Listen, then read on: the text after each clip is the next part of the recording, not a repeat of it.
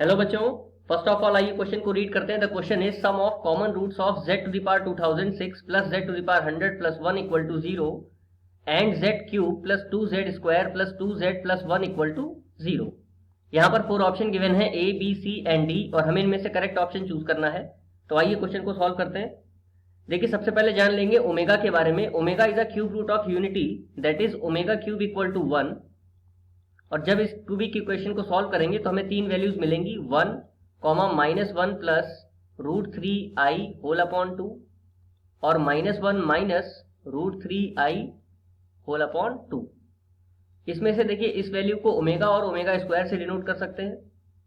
तो आइए इस बेसिस पे क्वेश्चन को सॉल्व करेंगे। इसके अलावा देखिए, अगर ओमेगा ये है और ओमेगा स्क्वायर है तो 1 प्लस ओमेगा स्क्वायर की वैल्यू कितनी हो जाती है, 0। तो आइए इस बेसिस पे क्वेश्चन को सॉल्व करेंगे। देखिए, सबसे पहले हमें दे रखा है z cube plus 2z square plus 2z plus 1 equal to 0।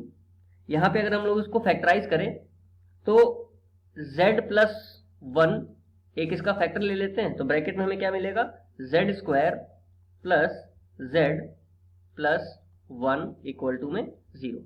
अगर हम z प्लस 1 एक फैक्टर ले लें इसका कॉमन, तो यहाँ पर ये बचेगा z square plus z plus 1 equal to 0। यहाँ से देखिए, एक तो z की वैल्यू क्या मिल रही है, -1। दूसरा, जब हम z square plus z plus 1 equal to 0 लेंगे तो ये क्वाड्रेटिक इक्वेशन बन जाएगी। z square plus z plus 1 equal to 0 लेंगे। अब देखिए, z की वैल्यू हम लोग निकाल लेते हैं धराचार्य मेथड से, तो कितनी मिल जाएगी, -b यानी कि 1 plus minus under root of b square यानी कि 1 माइनस 4ac यानी कि 4 अपॉन में 2a यानी 2। तो z की वैल्यू आ रही है -1 प्लस माइनस, इसको सॉल्व करेंगे तो कितना आएगा, √3 और i और होल अपॉन 2। यानी कि जो z की वैल्यू आ रही है, एक तो ओमेगा मिल जाएगी और एक ओमेगा स्क्वायर मिल जाएगी, और तीसरी वैल्यू मिल रही है z की पावर -1। अब देखते हैं कि इन तीनों में कौन सी वैल्यू दूसरी इक्वेशन को सेटिस्फाई कर रही है। तो सबसे पहले तो देख लेते हैं z इक्वल टू -1 के लिए। तो अगर हम लोग z इक्वल टू -1 लेते हैं तो -1 की पावर 2006 1 आएगा, ठीक है, -1 to the power 2006 plus -1 to the power 100 plus 1। तो यहाँ पर आएगा 1 प्लस 1 प्लस 1, कितना आ रहा है, 3। यानी कि -1 इसको सेटिस्फाई नहीं कर रहा है, क्योंकि इक्वल टू में कितना आना चाहिए, 0।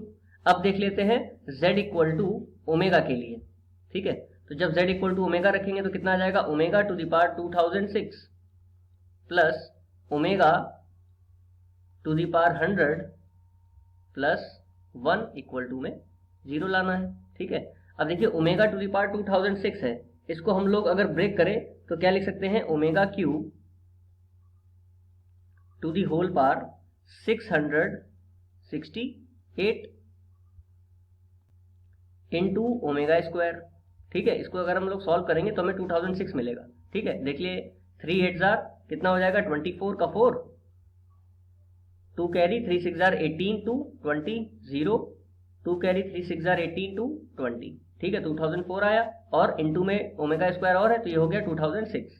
इसी तरह ओमेगा की पावर 100 को क्या लिख सकते हैं, ओमेगा की power 3 to the whole power 33 into omega और प्लस में 1, ठीक है।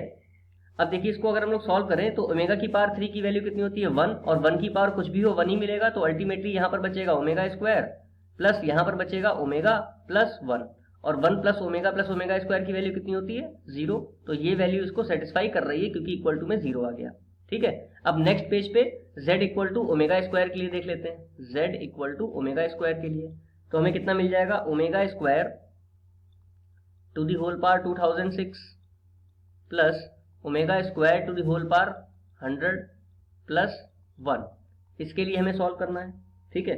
तो अब देखिए ये कितना बन जाएगा, ओमेगा की पावर 2 है और पावर में है 2006, तो पावर में मल्टीप्लाई हो जाएगी तो हमें क्या मिल जाएगा, omega to the power 4012 plus यहाँ पर आ जाएगा omega to the power 200 plus 1। अब देखिए, ओमेगा टू दी पावर 4012 को हम लोग क्या लिख सकते हैं, omega to the power 3 to the whole power 1137 और इनटू में ओमेगा, क्योंकि यहाँ पे जब हम लोग मल्टीप्लाई करेंगे तो हमें मिलेगा 4011, ठीक है।